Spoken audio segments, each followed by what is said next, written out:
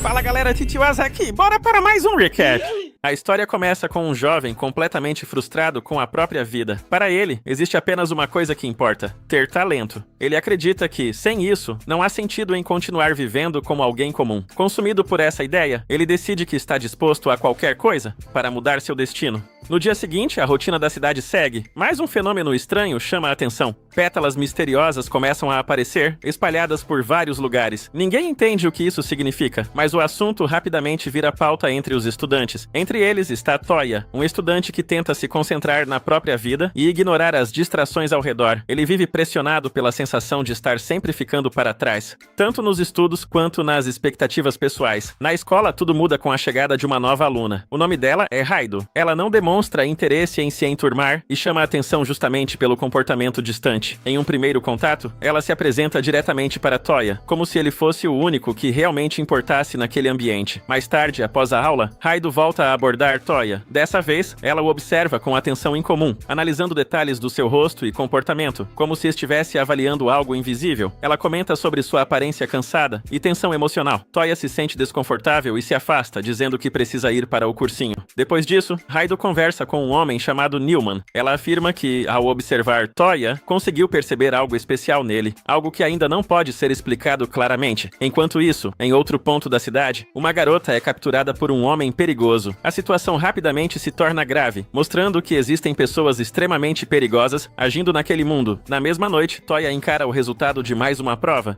e fica insatisfeito. Para ele, aquilo nunca é suficiente. A sensação de fracasso constante só reforça sua obsessão. Ele precisa encontrar um talento próprio, não importa qual seja. Mais tarde, a polícia chega a uma cena de crime após denúncias de gritos. O responsável ainda está no local, e a situação revela que se trata de um indivíduo extremamente perigoso, ligado aos eventos recentes. Sem saber exatamente o que está acontecendo, Toya acaba se aproximando da área e presencia parte da cena. Ele fica claramente abalado com o que vê. Nesse momento, Raido reaparece e observa a reação dele. Ela explica uma ideia importante. Ao presenciar o talento de outras pessoas, existem 3 reações possíveis: admiração, medo ou inveja. Segundo ela, aqueles que mais desejam talento acabam sendo dominados pela inveja. O responsável pelos acontecimentos é um homem conhecido como Fish. Ele demonstra total controle da situação e não hesita em agir novamente. Raido o reconhece e a tensão aumenta imediatamente. A situação sai do controle e Raido e Toya acabam se afastando do confronto direto. Logo depois, Raido apresenta Toya oficialmente a Newman. É então revelado o conceito central dessa realidade. Existe um objeto chamado Ramo da Reencarnação, capaz de despertar talentos de vidas passadas. Newman explica que pessoas que utilizam esse poder são chamadas de Returners. As pétalas vistas pela cidade estão ligadas diretamente ao despertar desses talentos. Ela também explica que não existe limitação moral ou seletiva. Tanto talentos heróicos quanto talentos perigosos podem ser despertados novamente, dependendo da pessoa. Diante disso, Raido toma uma decisão extrema e utiliza o ramo da reencarnação em si mesma. Toya tenta impedi-la, mas já é tarde. O processo é ativado e Raido desperta múltiplos talentos de uma vez, entrando imediatamente em combate contra Fish com uma habilidade muito superior ao normal. Enquanto isso, Newman explica com mais clareza o funcionamento do sistema. Os talentos de vidas passadas podem retornar de forma imprevisível e não há garantia de controle sobre quem os recebe ou como serão usados. A partir desse ponto, fica evidente que Toya acabou de entrar em um mundo onde talento não é apenas habilidade, mas uma força que pode mudar completamente a realidade das pessoas.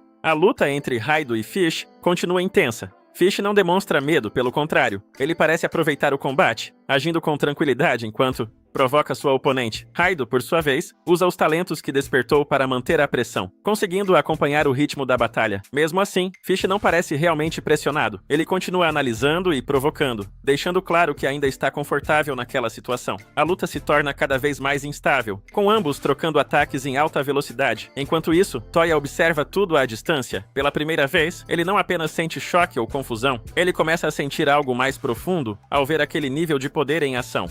Raido consegue encontrar uma abertura e finaliza o confronto contra Fish. A batalha parece encerrada naquele momento. Logo depois, começam a surgir novamente as pétalas misteriosas pelo local. Raido percebe que algo estranho aconteceu e nota que Toya não está mais ali. A cena então muda para uma visão do passado de Toya. Ele aparece ainda criança, tentando alcançar seu irmão mais velho, Seiya, que sempre esteve muito à frente dele em tudo. Seja em estudos, esportes ou habilidades, Seiya sempre foi considerado um prodígio, enquanto Toya ficava constantemente para trás atrás. Esse contraste sempre marcou a vida dele. Enquanto Seiya recebia reconhecimento, Toya era visto como alguém comum, sem destaque. Com o tempo, essa diferença criou uma pressão constante dentro dele. De volta ao presente, Raido confirma que Toya passou pelo processo e se tornou um Returner, tendo despertado seu talento através do ramo da reencarnação. Ela percebe que ele parece emocionalmente abalado e começa a conversar com ele. Nesse momento, Toya revela seu passado. Ele conta que sempre viveu à sombra do irmão. Seiya era perfeito em praticamente tudo, enquanto ele nunca conseguia se destacar. Essa comparação constante fez com que ele crescesse com a sensação de inferioridade. A situação piora ainda mais quando Seiya adoece e acaba morrendo. Após isso, a família de Toya o culpa de forma indireta e passa a tratá-lo com desprezo, até o ponto de expulsá-lo de casa. Esses acontecimentos explicam o motivo da obsessão dele por talento. Para Toya, não se trata apenas de poder, mas de provar que ele não é inútil. Depois disso, Raido leva Toya até Newman novamente. Ela explica que existem outros grupos lidando com Returners, perigosos em diferentes missões. A organização deles tem como objetivo lidar com aqueles que usam seus talentos de forma destrutiva. Newman reforça que o ramo da reencarnação não distingue entre talentos bons ou ruins.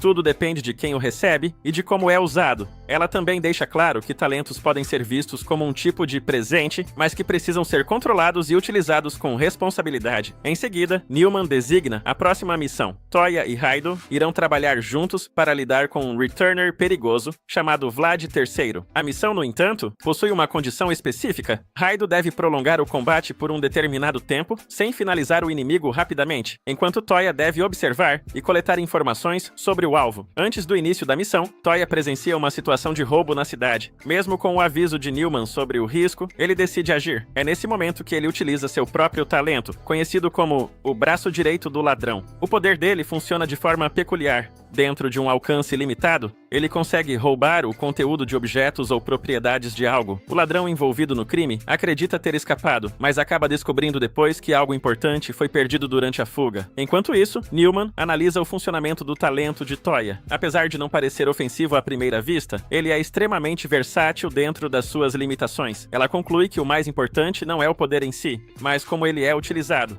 Dias depois, a missão contra Vlad começa. Vlad demonstra ser extremamente preparado e inicia o combate imediatamente, criando ataques de estacas que surgem do solo e pressionam Raido constantemente. A batalha se torna difícil e Raido precisa se concentrar em manter o controle conforme instruído. Newman observa tudo e orienta que ela mantenha o plano, mesmo com a dificuldade crescente. Com o passar do tempo, a situação começa a sair do controle, pois Raido acaba se envolvendo demais na luta. Ela decide atacar diretamente, o que abre uma brecha. Vlad aproveita o momento e contra-ataca com força total, atingindo Raido e a derrubando. Newman reconhece que a missão falhou e ordena a retirada de Toya. No entanto, ele não se move. Quando Vlad se prepara para finalizar Raido, Toya aparece e interfere no combate. Ele utiliza seu talento no momento exato em que o tempo limite é alcançado, surpreendendo Vlad e interrompendo o ataque fatal. Vlad percebe que Toya ainda não tem controle total de seu poder, mas reconhece que ele é um novo Returner. A situação se intensifica quando uma voz misteriosa ordena que Vlad recue imediatamente.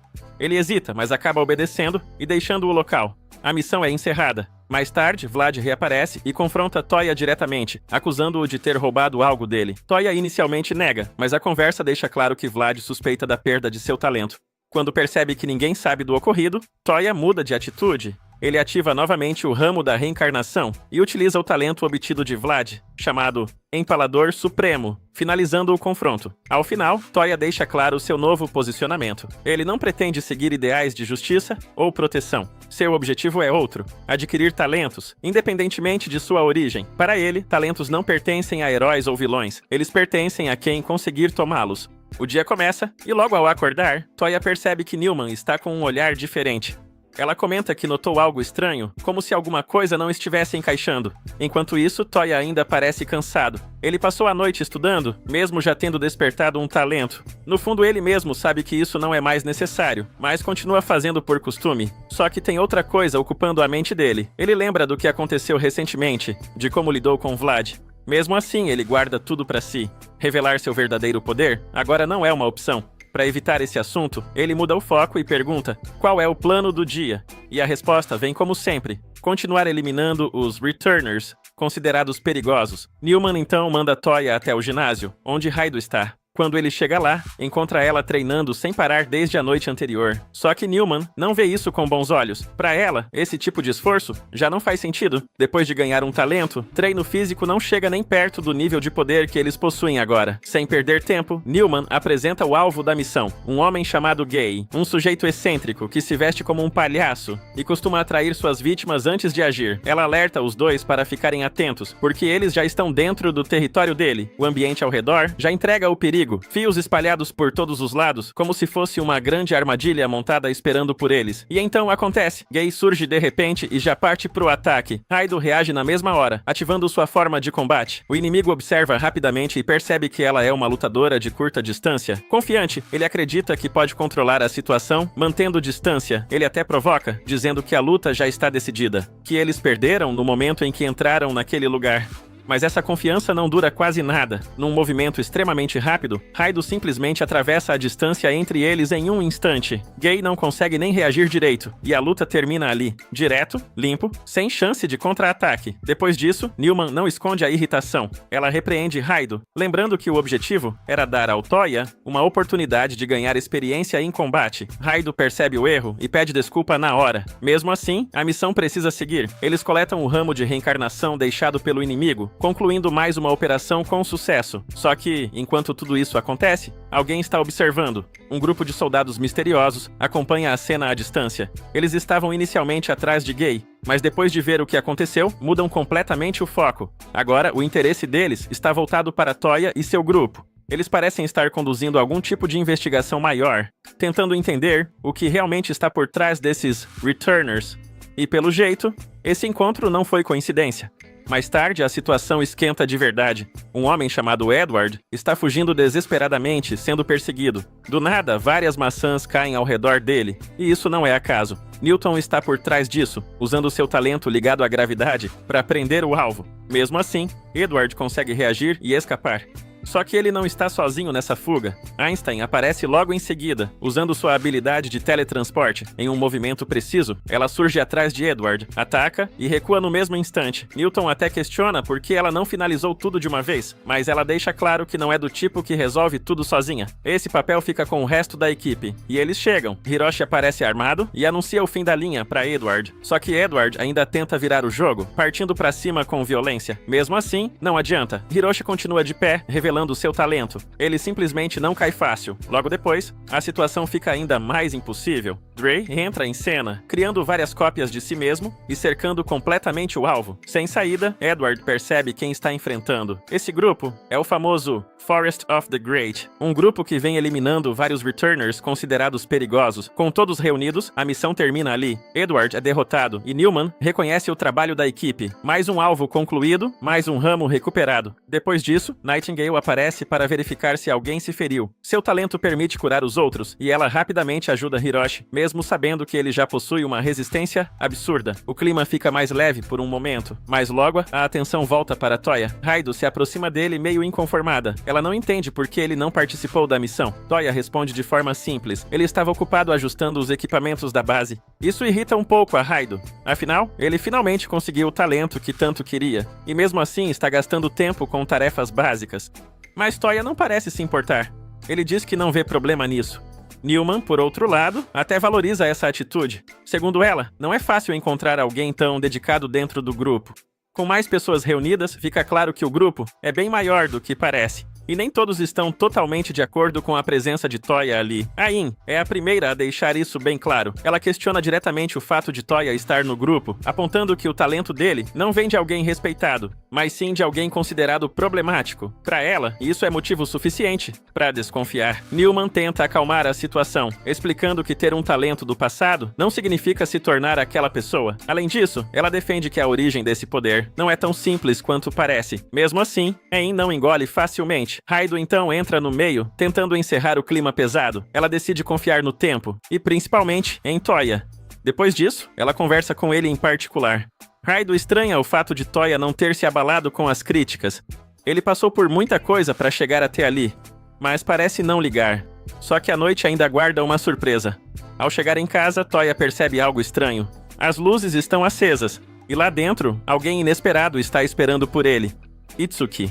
Eles não se viam há muito tempo. Itsuki chega de forma casual, até trazendo algumas coisas pra ele como se fosse uma visita comum, mas logo fica claro que ele veio investigar. Ele comenta que Toya anda sumindo da escola e das atividades e tenta entender o que está acontecendo. Ao ver Raido, ele tira conclusões rápidas, achando que Toya simplesmente arrumou uma namorada. Toya tenta negar, mas Itsuki não acredita. Durante a conversa, fica evidente que Itsuki tem uma ligação forte com o passado de Toya, especialmente com Seiya. Ele lembra de como Toya sempre corria atrás dele, tentando alcançar o irmão, mas essa lembrança não vem de forma leve. Itsuki acaba sendo duro nas palavras. Ele critica a escolha de Toya de depender de um talento vindo de outra vida, como se isso fosse um atalho. Isso mexe com o Toya. Na tentativa de provar seu valor, ele decide revelar seu poder. Usando o ramo, ele mostra sua habilidade, Thievery, uma habilidade perigosa, capaz de roubar talentos. Mesmo assim, Itsuki não se impressiona. Na verdade, ele despreza a ideia. Para ele, isso só mostra fraqueza, alguém que desistiu do próprio futuro.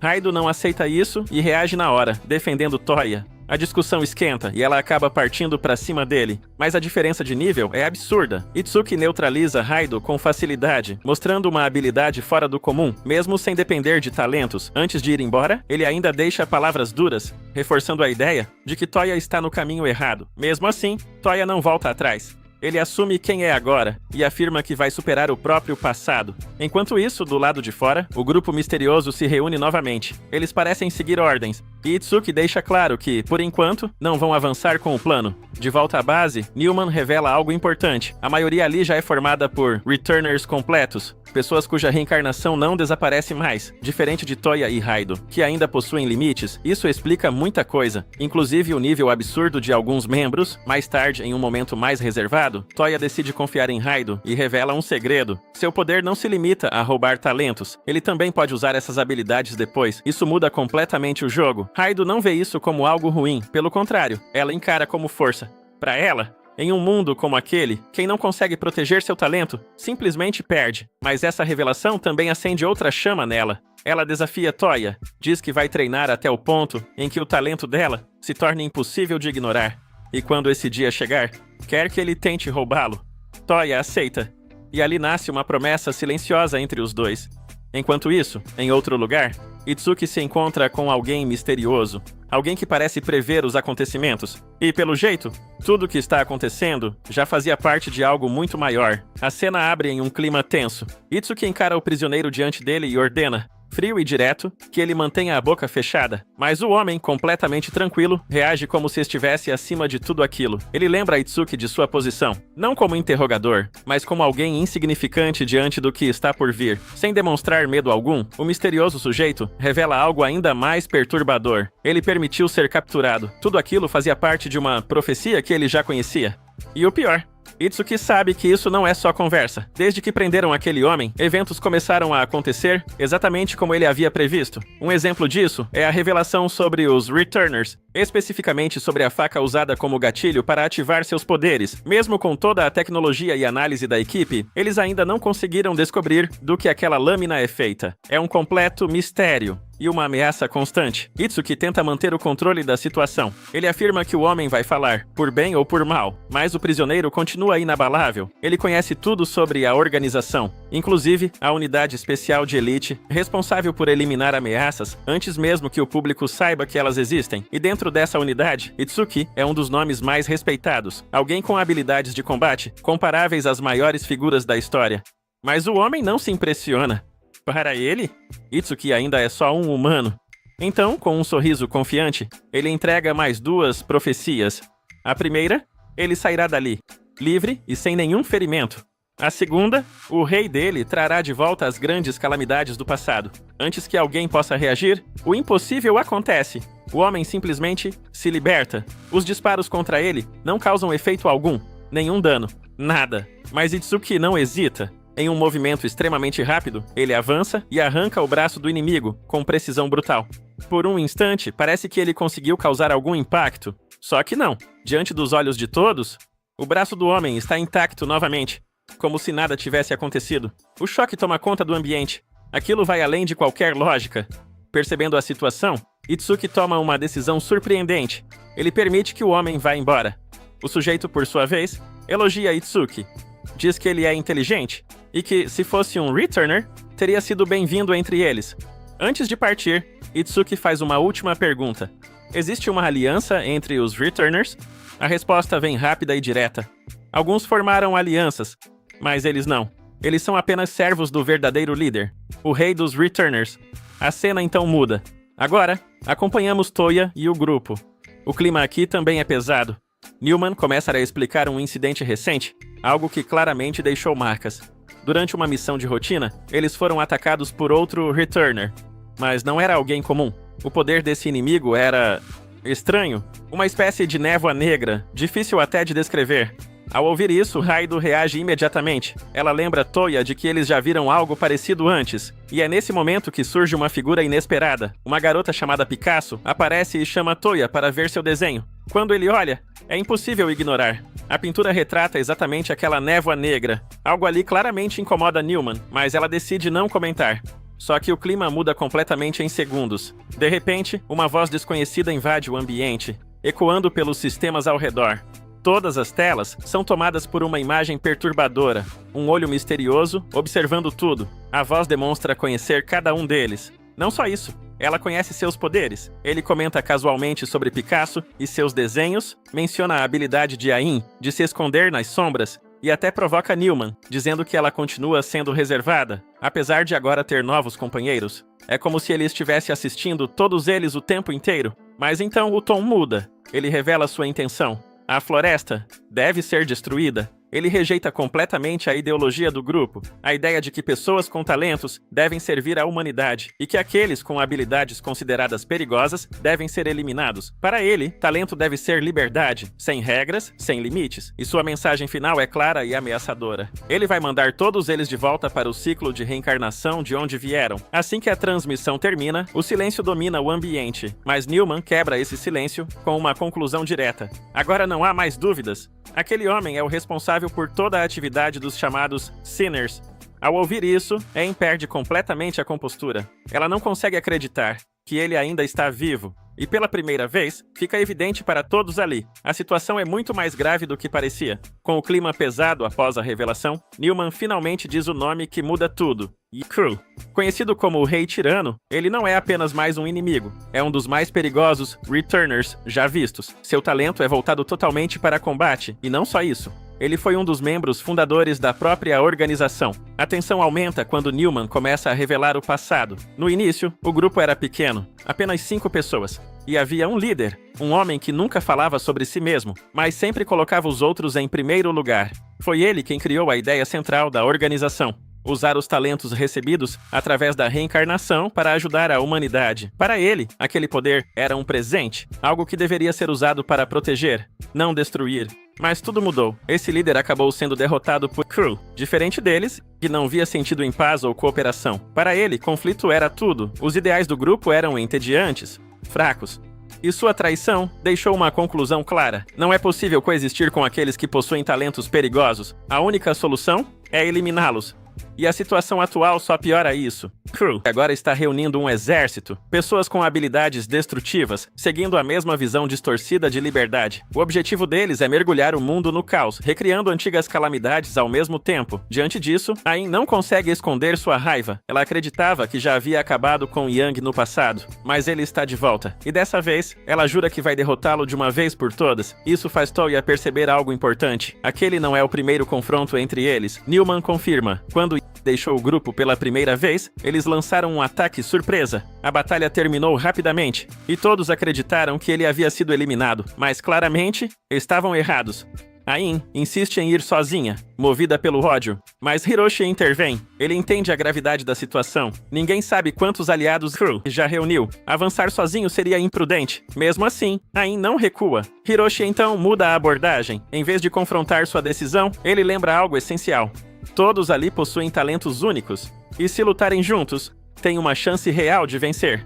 Newman concorda, essa é a oportunidade de acabar com os Sinners de uma vez por todas. Sem perder tempo, ela dá a ordem. Todos devem se preparar para a batalha. Algum tempo depois, o plano já está em andamento. Graças às habilidades de rastreamento de Newman, eles localizam o esconderijo de Crew, um enorme castelo, onde ele e seu exército estão reunidos. Mas antes mesmo de avançarem, eles são interceptados. Um homem chamado Kaiser surge diante deles, confiante demais. Ele se aproxima sem medo, o que irrita Raido, que ataca imediatamente. Só que o resultado não é o esperado. Em um instante, Raido se vê em desvantagem, com uma lâmina próxima ao pescoço. A responsável por isso é Jubete, uma espadachim extremamente habilidosa que acompanha César. Sem perder a calma, César se apresenta a Toya. Ele fala com total convicção. Agora que chegou, a vitória deles é praticamente certa. E logo Toya percebe algo ainda maior. Um enorme grupo de pessoas começa a aparecer. São membros da organização vindos de várias partes do mundo. A batalha que está prestes a acontecer não é comum,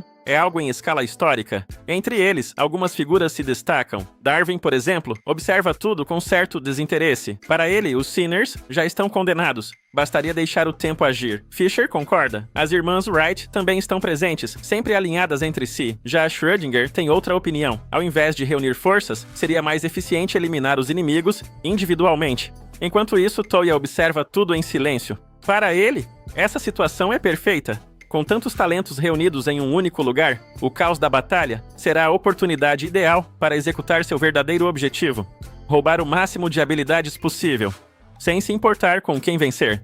Newman então organiza a estratégia. Cada grupo pode agir como quiser, mas deve escolher uma entre 3 rotas de ataque. É nesse momento que Hiroshi toma a frente. Ele declara que vai avançar pelo forte terrestre até o castelo principal e escolhe Toya para ir com ele. Isso pega Toya de surpresa. Ele tenta pensar em uma desculpa para agir sozinho, mas não encontra nenhuma saída. Sem opção, aceita. E assim a operação começa. O nome dela é direto e claro: Sinner Clean Sweep. A batalha se inicia de forma explosiva. Raido avança junto com Jubete, abrindo caminho pela linha de frente. Antes de partir, ela diz que vai encontrar Toya no castelo, e que até lá estará ainda mais forte o suficiente para que ele não consiga resistir a roubar seu poder. Ao mesmo tempo, as irmãs Wright ativam sua habilidade, criando um tipo de estrutura no céu que amplifica as capacidades de Newman. No campo de batalha, tudo se intensifica rapidamente. Hiroshi, ao lado de Toya, comenta algo inesperado. Ele acha que Toya está preocupado com Raido, como se os dois tivessem algum tipo de relação. Toya se surpreende. Hiroshi, que sempre pareceu distante, admite que apenas não sabe expressar bem seus sentimentos. Toya nega qualquer envolvimento, mas esse momento faz ele lembrar de algo importante. Se envolver emocionalmente pode ser um problema. Ele não pode se apegar, porque quando chegar a hora, pode precisar trair qualquer um ali. Seu foco precisa ser um só: roubar talentos e eliminar quem estiver no caminho. Mas não há tempo para refletir. Hiroshi entra em ação e o salva no último instante, mas aquilo é só o começo. Logo fica claro que todos os outros também já estão enfrentando inimigos ao mesmo tempo. O campo de batalha vira um caos completo, e vários oponentes perigosos começam a aparecer. Entre eles estão figuras extremamente conhecidas. Ao ver isso, Newman percebe a gravidade da situação. Todos ali são inimigos infames. Nightingale sugere enviar um sinal para reorganizar, mas Newman decide não fazer isso. Enquanto isso, na floresta, Schrödinger acaba cercado por vários inimigos. Mesmo em desvantagem, ele não demonstra interesse. Um dos adversários dispara, e o acerto acontece. Mas ele não parece impressionado. Para ele, aquilo é decepcionante. Esperava enfrentar alguém com um talento interessante, mas encontrou apenas alguém rápido no gatilho. Sem dizer uma palavra, Wild Bill dispara novamente, atingindo Schrödinger diretamente. Só que, no instante seguinte, tudo muda. Quando ele olha ao redor, percebe que todos os seus homens já foram eliminados. Schrödinger então explica com total calma que sim, naquela realidade ele foi atingido. Mas existe outra possibilidade. Uma em que ele não foi, e ele simplesmente escolheu essa versão. Confuso, Bill continua disparando, tentando entender o que está acontecendo. Mas nada funciona. Schrödinger permanece intocado. Ele admite que não é bom com armas, mas isso não importa, porque independente da probabilidade, ele pode escolher uma versão onde o ataque acerta o alvo, e com apenas um disparo, Bill é eliminado. Enquanto isso, Chikatilo avança contra Darwin, mas a resposta vem em uma velocidade absurda. Darwin ativa sua habilidade, a teoria da evolução. Seu corpo se adapta em tempo real, evoluindo conforme a necessidade. Para ele, só existe uma regra: aqueles que conseguem evoluir sobrevivem. Em outro ponto, Fisher encerra seu combate contra Junger, mantendo total controle da situação enquanto agradece sua equipe como se estivesse conduzindo uma partida. Na linha de frente, Raido demonstra frustração. Sempre que encontra um oponente forte, Jubete aparece aparece primeiro e assume a luta. Ela reclama disso, dizendo que gostaria que Jubeth parasse de agir assim e fosse tão despreocupada quanto Caesar. Caesar tenta intervir, mas as duas simplesmente seguem em frente. De volta ao campo de batalha principal, Hiroshi continua ajudando Toya a desviar dos ataques. O inimigo diante deles é puro poder bruto, completamente focado em estrangular seus oponentes. Toya percebe que precisa fazer algo, mas Hiroshi o impede. Ele deixa claro que não é hora de usar seu talento. A estratégia é ganhar tempo. Hiroshi elimina alguns inimigos menores e reforça que eles não podem ficar parados ou serão cercados. Então ele ordena: Toya deve correr e atrair atenção. Mas, no momento seguinte, é o próprio Hiroshi que é atacado. Dessa vez, Toya precisa agir para salvá-lo. Ele se prepara, mas para, porque o inimigo já foi derrotado. Sem que ele percebesse, havia mais alguém ali. Hiroshi então revela a verdade. Eles têm um terceiro membro, Fabry. Toya não vê ninguém. E é aí que Hiroshi explica: o talento de Fabry é invisibilidade total. Ele não pode ser visto, nem ouvido, nem percebido. Durante todo esse tempo, ele esteve ali com eles. Sua forma de atacar também é única. Ele utiliza uma seringa com uma substância extremamente potente, capaz de derrubar qualquer alvo. A estratégia da equipe fica clara. Hiroshi chama a atenção, enquanto Fabry elimina os inimigos sem ser detectado. Uma combinação perfeita. Mas para Toya, isso significa oportunidade. Se ele conseguir esse talento, ele poderá agir sem ser percebido, roubar habilidades sem que ninguém note. Isso mudaria completamente o jogo. Enquanto pensa nisso, ele tenta imaginar uma forma de localizar alguém que simplesmente não pode ser detectado. Nesse momento, Hiroshi recebe uma comunicação de Newman. Ele informa que tudo está sob controle, principalmente porque Toya não sabe que está sendo observado. Foi Newman quem pediu para Hiroshi ficar de olho nele. Ela suspeita que Toya possa ser um infiltrado. Ainda não tem certeza, mas alguns comportamentos chamam a atenção, como desligar o telefone com frequência e demonstrar interesse excessivo nos talentos dos outros. Hiroshi reconhece isso, mas também lembra de algo importante. Toya arriscou a própria vida para salvá-lo. E isso não é comum. Por causa de sua habilidade, Hiroshi sempre foi tratado como descartável em combate, mas Toya foi diferente. Mesmo assim, Newman não ignora a possibilidade de que tudo seja um ato. Ela pede cautela. Em outro ponto, um atirador inimigo decide agir. Ele quer vingar seus aliados e escolhe um alvo à distância. Ele dispara, mas o tiro não acerta como esperado. Confuso, ele tenta novamente, dessa vez atingindo parcialmente. As irmãs Wright percebem e informam a situação. Newman responde com calma. Elas não precisam se preocupar, porque alguém já está cuidando disso. Heiha, conhecida como o White Death, com um rifle de precisão, ela começa a responder aos disparos, bloqueando até mesmo os tiros do inimigo. Ele não acredita no que está vendo. Para alguém detectar sua posição daquela distância, seria necessário um nível absurdo de foco e visão. Mesmo assim, ele tenta manter a calma. Mas então, algo estranho acontece. Ele começa a perceber que está em desvantagem total. Seus tiros passam perto, mas não atingem. Ele percebe que está sendo pressionado e que Heiha está controlando completamente o confronto. Ela então declara: a luta acabou. Nesse momento, o líder aparece. Cole, o atirador, pede desculpas por não ter conseguido cumprir sua missão, mas Cole não demonstra irritação. Ele apenas pergunta se ele se divertiu. A resposta vem imediatamente. Foi a melhor experiência da vida dele. Cole aceita isso. Enquanto isso, Newman ordena que todos recuem e se reagrupem. Mas nem todos obedecem. Schrödinger continua avançando sozinho. Já as irmãs Wright começam a achar que a batalha está fácil demais. Mas essa confiança dura pouco. Um disparo surge do nada, destruindo o que elas haviam criado no céu. Antes que consigam reagir, um segundo tiro atinge as duas diretamente. Elas caem. Tudo acontece em um instante. Newman fica em choque. Do outro lado, Ku observa satisfeito e menciona o responsável, White Feather, e então declara: agora, a verdadeira batalha começa. Ele libera seus generais para agir livremente. A guerra sobe de nível. Enquanto isso, Hiroshi percebe que perdeu contato com Newman. Sem ordens, ele precisa agir sozinho. Mas não há tempo. Um novo ataque surge. Estacas emergem do chão. Hiroshi reconhece aquilo. Segundo Newman, é o poder de um dos inimigos. Ele então vira a arma e aponta diretamente para Toya. A suspeita finalmente explode. Ele exige respostas. Por que Toya tem um talento de inimigo? Será que ele foi um infiltrado o tempo todo? Toya nega. Mas o clima já mudou completamente. Os dois ficam em silêncio, se encaram, e a tensão toma conta do momento. Opa, pessoal, um recadinho rapidinho. Depois de 3 anos tentando com o canal de recap, finalmente conseguimos monetizar. E isso é uma conquista muito grande pra mim, então peço o apoio de vocês no canal. Pode ser qualquer apoio, um like, um comentário, já ajuda demais. Agora também temos a função de hype, então se puderem hypar o vídeo, vai ajudar muito. E pra fortalecer ainda mais o canal, estou deixando alguns produtos que podem interessar vocês, como camisas, bonés e action figures, tudo de anime. Quem puder dar essa força, fico muito feliz. Também temos agora o Valeu Demais para aquela alma generosa que quiser apoiar ainda mais o canal. Eu sei que às vezes é chato parar o vídeo para isso, mas ajuda de verdade. A gente conseguiu a monetização, mas ao contrário do que muita gente pensa, isso rende apenas alguns centavos por vídeo e ainda não cobre os gastos com programas, como o editor de vídeo e outras ferramentas. Em breve também vamos ter o Seja Membro. Espero que curtam o vídeo e tamo junto. Hiroshi finalmente abaixa a arma, depois que Toya insiste que não está trabalhando para o outro lado. Mesmo desconfiado da situação, ele acredita nas palavras do garoto e diz que fica aliviado em saber que Toya não é um espião. Aquilo pega Toya completamente de surpresa, porque ele não consegue entender como alguém acreditaria nele tão facilmente depois de tudo o que aconteceu. Hiroshi então explica que as circunstâncias acabaram forçando Toya a revelar o segredo que escondia dos próprios companheiros.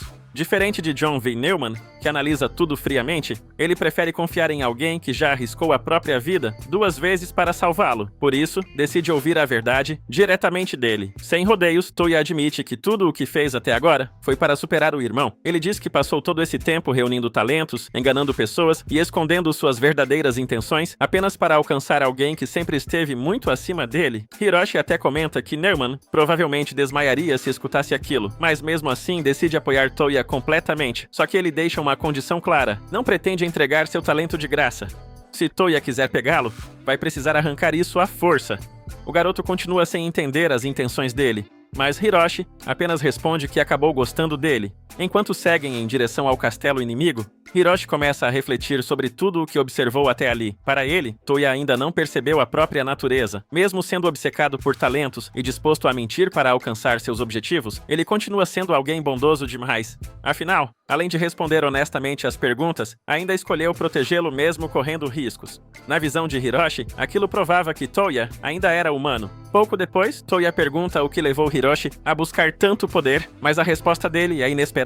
Hiroshi diz que não consegue lembrar mais do tempo em que era humano. Enquanto isso, a situação no acampamento da Floresta dos Grandes piora rapidamente. Disparos começam a ecoar por toda parte, e Charles Darwin manda seus clones protegerem todos a qualquer custo. Só que vários tiros atravessam a defesa, eliminando todos os clones em sequência. Simo Heiha percebe imediatamente que existe outro atirador escondido, e se John V. Neumann for atingida, toda a Floresta dos Grandes estará acabada. Sem hesitar, ela decide contra-atacar pessoalmente. Ao mesmo tempo, Toya e Hiroshi finalmente chegam ao forte terrestre. O castelo principal está logo adiante, então os dois avançam sem perder tempo. Mas antes que consigam entrar, uma explosão destrói a entrada do local, e Hiroshi acaba recebendo um impacto direto. Toya se preocupa com ele, mas Hiroshi apenas lembra que é imortal. Logo depois, uma figura surge diante deles. O homem diz que já estava cansado de esperar sentado, e então se apresenta. Hans Ulrich Rudel. Com um sorriso ameaçador, Rudel declara que chegou a hora da destruição mútua.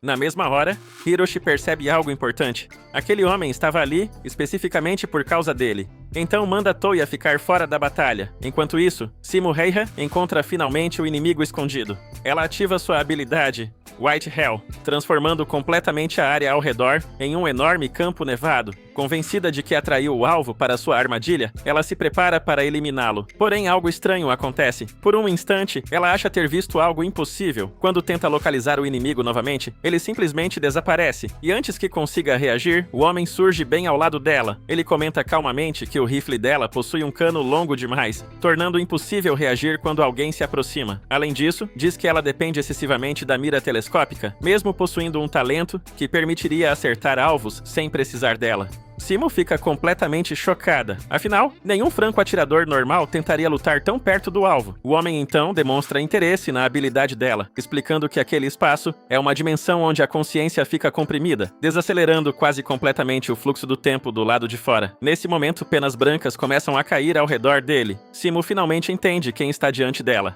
Carlos Hathcock.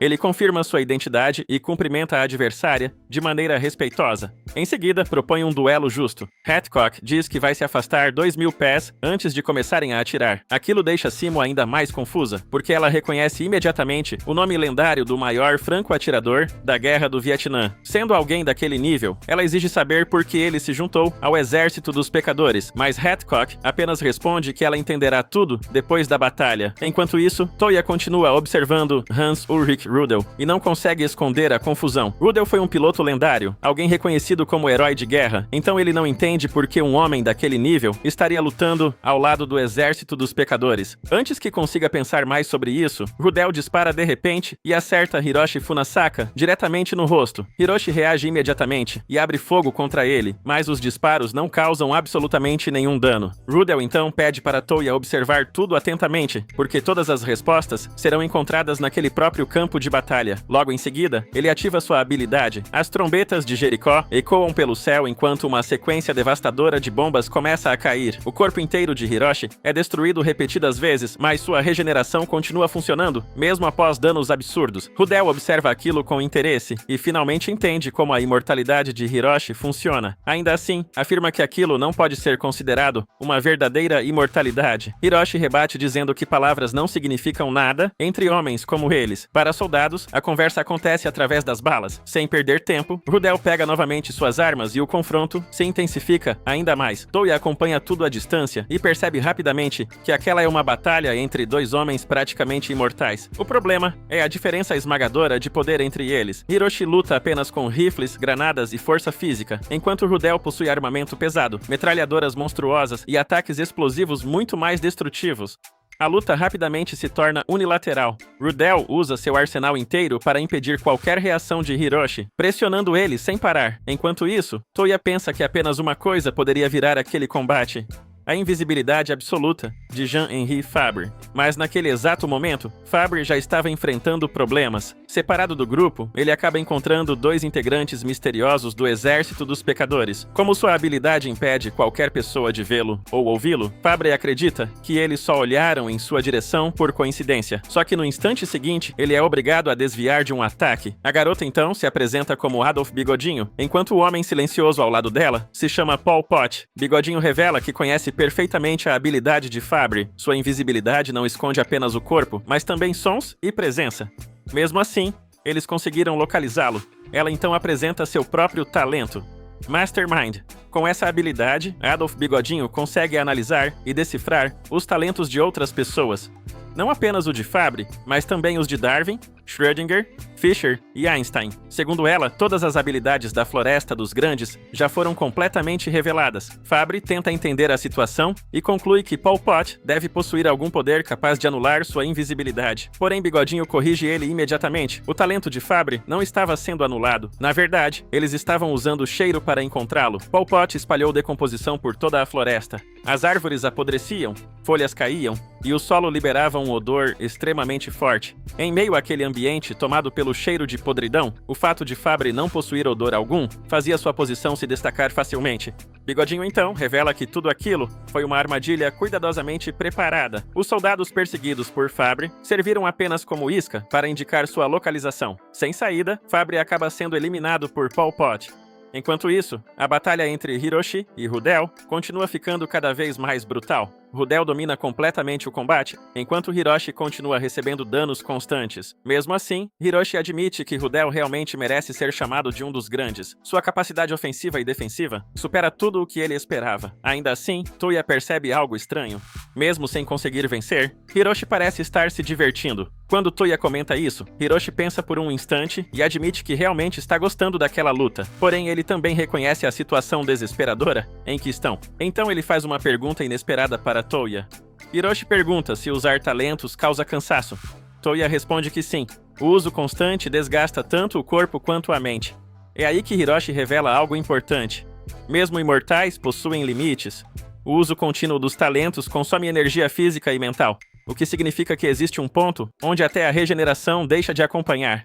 E numa luta tão desigual quanto aquela, Hiroshi sabe exatamente quem chegará ao limite primeiro. Ele mesmo. Ao mesmo tempo, Simo Heiha continua enfrentando Carlos Hathcock dentro de Whitehall. Depois de vários disparos, ela percebe que estava acertando apenas alvos falsos. Hathcock estava manipulando a situação para fazer ela desperdiçar tiros sem nunca contra-atacar. Até que Simo finalmente entende o motivo. Não era que Hathcock não queria atacar, ele simplesmente não conseguia. Do ponto de vista dele, a vantagem de alcance dentro daquela dimensão favorecia completamente Simo. O alcance dela chegava perto de 1 quilômetro, enquanto o dele era muito menor. Percebendo isso, Hathcock decide se render. A atitude destrói completamente a empolgação de Simo. Ela queria enfrentar um adversário digno, não alguém desistindo sem lutar. Irritada, ela decide fazer Hathcock sofrer lentamente, mas no instante seguinte, tudo muda. Agora é Simo quem aparece dentro da habilidade dele, Green Hell. Hathcock revela que finalmente conseguiu trazer a luta para seu próprio território. Diferente do cenário congelado de Simo, aquele espaço reproduz uma selva tropical inspirada na Guerra do Vietnã. Só que, devido à sobreposição das habilidades, até a selva estava coberta de neve. Hathcock explica que os dois talentos se misturaram, equilibrando completamente o campo de batalha. Pela primeira vez, Simo demonstra verdadeira empolgação. Enquanto isso, Isaac Newton e Albert Einstein continuam avançando em direção ao castelo. Como Einstein não consegue usar sua habilidade naquele local, Newton tenta tranquilizá-la dizendo que eles atuarão apenas no suporte. Mas no caminho, Einstein encontra um corpo em decomposição escondido nas sombras e fica aterrorizada. Logo depois, Adolf Bigodinho surge novamente. Ela começa a comentar sobre a habilidade de Charles Darwin, explicando que o talento dele permitia adaptar livremente o próprio corpo através de transformações biológicas. Porém, segundo ela, aquilo não passava de uma forma de metamorfose, e foi justamente por isso que Darwin acabou derrotado tão facilmente por Pol Pot. Em seguida, Bigodinho revela que também compreendeu completamente o poder de Erwin Schrödinger. A habilidade dele permitia escolher entre diferentes probabilidades possíveis. O problema era simples. Naquela batalha, a chance de vitória dele era 0. No instante em que Schrödinger aparece, ele acaba sendo derrotado imediatamente. Logo depois, Bob Fischer tenta atacar usando sua habilidade, baseada em peças de xadrez. Mas Pol Pot destrói todas as peças sem dificuldade alguma. Bigodinho então explica que guerras reais não funcionam como partidas equilibradas de xadrez. Diante daquela sequência absurda de derrotas, Einstein fica desesperada. 3 grandes retornados haviam sido eliminados quase sem resistência. Mesmo assim, Newton decide enfrentar os inimigos sozinho. Ele manda Einstein fugir caso algo dê errado, e então parte para cima de Pol Pot. Porém, o poder de decomposição do inimigo domina completamente a área ao redor. Enquanto isso, Bigodinho continua revelando detalhes das habilidades deles. Ela explica que o talento de Einstein permite trocar instantaneamente posições no espaço, funcionando praticamente como um teleporte. Só que existe uma limitação importante. Einstein só pode viajar para lugares onde já esteve antes. Ao perceber que o inimigo conhece até os menores detalhes sobre todos eles, Einstein começa a entrar em pânico. Mas Newton finalmente percebe algo estranho. O pequeno animal que vinha seguindo eles carregava uma marca misteriosa no corpo. Depois de tocar nela, Newton entende toda a verdade por trás da habilidade de Adolf Bigodinho. As marcas dela permitem compartilhar sentidos com qualquer criatura marcada. Animais, insetos e soldados espalhados pela floresta estavam funcionando como olhos e ouvidos para ela durante toda a guerra. Foi assim que Bigodinho conseguiu descobrir os talentos de todos. Mesmo revelando o segredo, Newton entende que aquilo ainda não resolve a situação. Então ele decide mudar completamente o plano. Segundo ele, existe apenas uma esperança restante: sua própria habilidade. Até aquele momento, Isaac Newton ainda não havia usado seu talento durante toda a guerra. Enquanto isso, Hiroshi continua sofrendo danos absurdos contra Rudel. Mesmo completamente destruído várias vezes, ele ainda avança sem parar, e até consegue lançar uma enorme bomba de volta contra o inimigo. Rudel fica impressionado ao ver Hiroshi arremessar uma bomba de centenas de quilos como se não pesasse nada. A luta continua ficando cada vez mais violenta, mas Rudel percebe algo importante. A velocidade de regeneração de Hiroshi começou a diminuir. Hiroshi então rebate dizendo que Rudel também começou a sofrer pequenos danos, o que significa que até ele possui limites. Touya observa tudo completamente confuso. Hiroshi não estava mais lutando como o soldado frio e calculista que ele conhecia. Agora ele avançava sem pensar, atacando de maneira brutal, usando apenas rifles e os próprios punhos, como alguém que simplesmente abandonou toda a estratégia. Pessoal, muitos dos nossos vídeos teve a monetização cortada, e isso prejudica muito o canal, além de ter dado muitos direitos autorais. Mais paciência, né? Então, se puderem ajudar com seu gostei, ou hype, ou valeu demais, ou um simples comentário de apoio, ajudaria muito o titio. Até a próxima!